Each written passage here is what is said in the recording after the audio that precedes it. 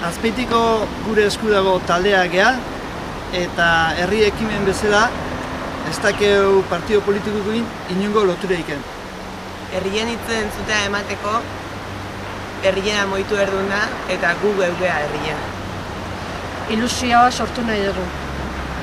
Guk uste dugu Euskal Herria fase politiko berri batean sartu dela eta aukera historiko paregabea duela aurrean. Orain dela 20 urte, autodeterminazioen trena Europako ekialdetik pasatu zen eta horren ondorioz estatu berri ugari sortu ziren bertan.